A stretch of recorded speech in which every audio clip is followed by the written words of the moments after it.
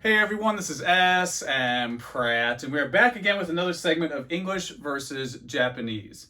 With the upcoming Evolving Skies release, I thought it was a good opportunity to talk about what's going on both sides of the globe in relation to modern Pokemon. In my opinion, modern is in a golden era. There's so much going on right now, from old school art to old school artists, new concepts. There's just a lot to talk about. It's very exciting. However, I think this is one of the worst moments for English set composition, and I'm going to explain why, and in my opinion, how that is a threat to the longevity of collecting, and more importantly, even if you're in this only for the money and the stalking, in the past couple of years, every single Japanese release has outpaced every English release in margin, and I think it goes back to this idea of stronger set identity. So you probably heard me say this idea before, that Japan is the cook. They create the fresh meal, they design the new set, and then English TCPI comes along, opens up that fridge, takes out the Japanese leftovers, throws that into a crock pot, reheats it, and that is your English version of that set. And it looks like Evolving Skies is going to be one of the worst offenders for this process. It looks like it's going to include multiple Japanese sets, multiple releases, to the point of it potentially being like a 200 plus card set. Like, this is going to be like a massive Frankenstein release. But this idea of set identity, I think, is very important not only for collectors, but longevity of people coming back into the game. So Eevee Heroes, the most recent set, is a great example. You got Eevee on the box, packs, cards, it all comes together. It's got a nice, concise identity. Where if this is going to be in Evolving Skies, I don't know a single flying type Eevee Pokemon. I don't know a flying evolution. It just doesn't mesh the same. It doesn't give you that same impression. And I'm sure some people will be like, okay, well, why is this happening all of a sudden? Because back in the day, it was pretty much one to one. Like, if we go back to the original era, Japanese Jungle was pretty much the same in English. Fossil was the same on both sides. Rocket was Rocket, Neo was Neo, EX was EX, DP was DP. Pretty much for 2 decades, you had that same thing going on. But in the past couple years, you start to see more of this pattern where Japan creates these sets or whatever release, and then English is like, all right, we're gonna take a little bit of that, a little bit of this, a little bit of this, throw a little bit of seasoning in there, and there we go. We're gonna reheat that, and that's the end result. So some people might hear this as like, boomer therapy time, right? Like, who cares? Who cares about the set identity? But I think there's something crucial to set identity for longevity of the hobby. Pokemon has a very special cyclical process where, like, we grew up with WotC, we come back and collect WotC. People 10 years younger, like Ethan, grew up with EX, comes back and does EX. Or people even younger, like Hammy, grew up maybe DP, Heart Gold, Soul Silver, whatever it is, and they come back and collect that. What I'm curious to see is, are kids going to come back and collect these like Frankenstein 200 plus card sets? Even someone who has the means right now as an adult, I don't really want to get like 30 Lisa Frank hyper rare versions of every Pokemon. That's just not that exciting. Where if you go back to like the Eevee Heroes release, it's like, yeah, you have all those versions, but it's more condensed, it's more concise, it's more fun to put together in a binder. Where on the other side of the fence, I don't want to go through all those variants. It just gives me strong modern sports vibes. Like, no one's going to go get like the 50 Connor McDavid rookies. No one's going to go complete all of those sets with like the RPAs, refractors, or whatever chase card is. 90% of sports cards are worthless because people aren't completing sets. It's a different market. It's more about stalking, investing, speculating, all of that. Or with Pokemon, and pretty much everything that you can buy and sell now definitely has that element. But I think English Modern is steering too much into that. From my conversations, hashtag free Patreon, I've had plenty of conversations with higher ups of Pokemon, and their goal is to sell as many units in big box retailers as possible, which makes sense on a surface level. That makes sense. But I think it's important to focus on the concept. I think they're just skipping over the conceptual part of it, and they're like, yep, units sold. We're just trying to get as much out there as we can. In fact, here's your quote from the video. Here's your smpratism for the video. English Pokemon is more concerned with the design of the ETB box than the contents inside.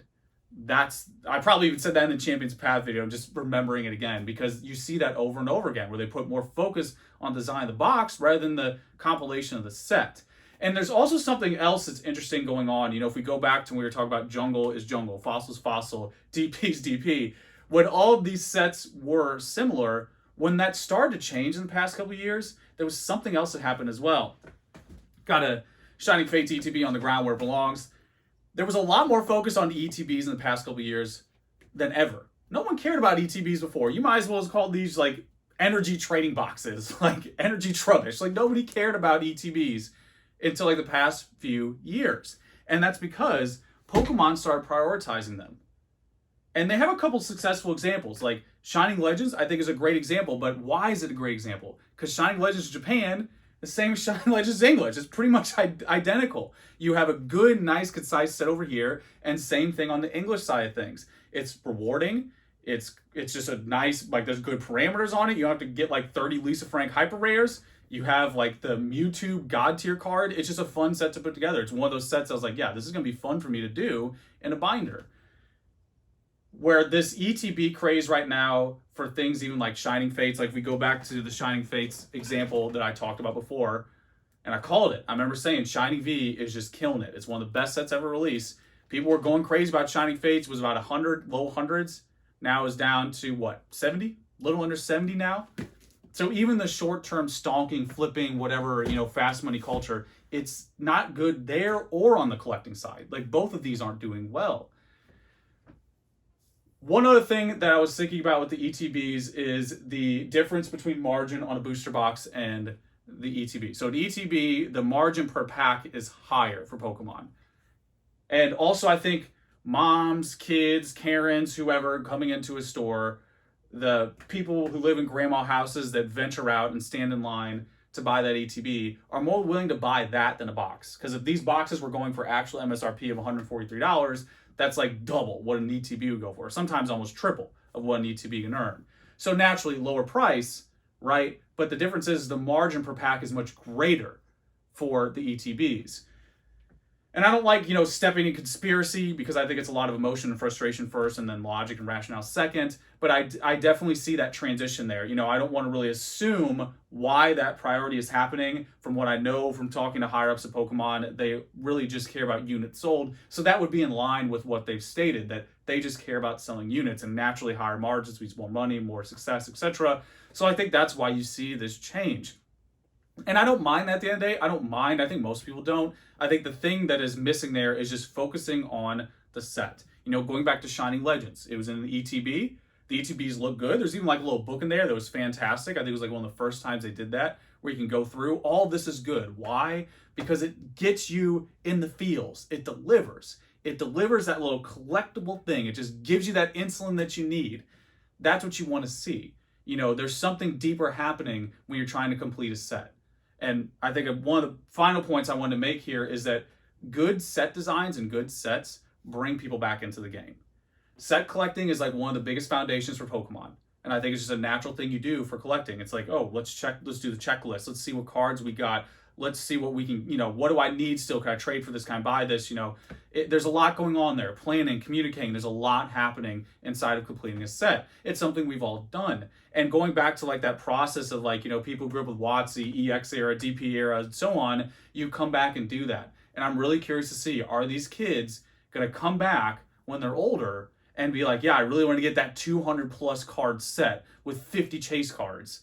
That probably costs a ton too, because you have like all these like, grandma house dwellers like stonking these cards. You didn't have that back in the day. So it's twofold. Not only do you have this massive set without an identity, you also have this whole arena of like sweaty adults like buying and flipping and ripping and doing whatever that didn't exist before. You didn't have that. You didn't have both of those. Even back in the golden era, you didn't have it going that crazy. I could go back into Toys R Us with my cat sitting money, buy blister base packs for like $3 or $4. They were sitting there on the shelves just waiting for me. So we're in a different world now, and I'm curious to see what this means long term. This might just be like some boomer therapy session. Some people might hear this like, all right, whatever, dude, I don't care. Like, I just want the stomp cards, I just want the chase cards, and I'm good with that. And maybe kids are like that too. Maybe they just don't really care about doing the set thing, going after the set. But what I've seen data-wise especially agrees with this. Like, the data agrees. The sets that have a stronger identity, that have more people organically talking about it, trying to compete, trying to chase the cards and put it together. That's what you want. That engagement is an intangible value that is a byproduct of a successful set. Evolution's had it. Even Hidden Fates. We'll throw Hidden Fates a bone. Hidden Fates had it.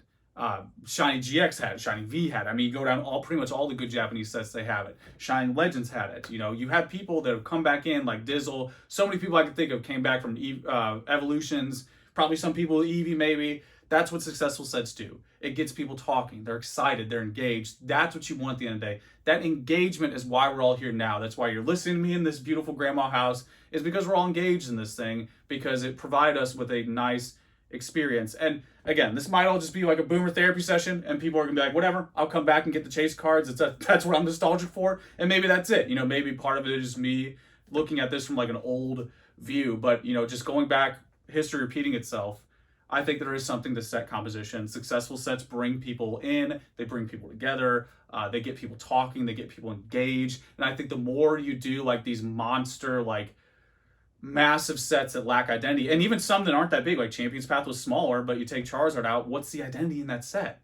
I remember saying that and screaming it from the mountaintop. I'm like, guys, there's no identity here. Like, you need an identity. It's why nobody talks about emerging powers. It's why Crimson Invasion is always the butt of a joke, because these are bad set compositions. They're just not exciting, and that's what I'm curious to see. How much longer can we ride the wave? And will English Modern just steer straight into like the modern sports world, where it's all about, do you get the chase card? Do you get the Charizard? If that's, that might end up being it, because that's sustained modern sports, and that might be, what keeps it going. So it's a really curious time right now, because overall, I want to end this on a positive note, because I think modern is just an exciting moment. There's a lot happening. People are always talking about every little detail they get now, because there's so many people engaged, and that's what you want to see. But my focus is more, again, on the value on the set identity and how that process works, of like Japan cooking that fresh meal. All of these sets have a strong identity. Even things like Pokekyun to Generations. There's another one. Look at Pokekyun. Beautiful set. Nice box. Overall strong identity. And then Generations, it's like, and that different release happened too. There it is again. Every single time. Q X-Files theme, like every time you have like that different release happening as well. Where like the good ones stayed the same, like 1-to-1. But yeah, you have so many, this like mixture of like microwaving, reheating all these sets in English.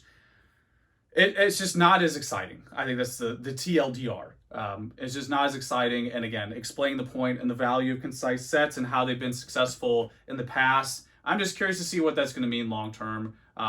Again, maybe it's just boomer complaining, but who knows? As usual, guys, the deal. Let me know how you feel. I'm really curious what people think about this, because I think it's a fun discussion to have. We were talking about the other day on Discord, and it's one of those things that's just fun to talk about. And these are like some of the patterns I've noticed. And, let me know if you see things similarly or agree, disagree. But yeah, the deal. Let me know how you feel. And that's pretty much it, guys. Till next time.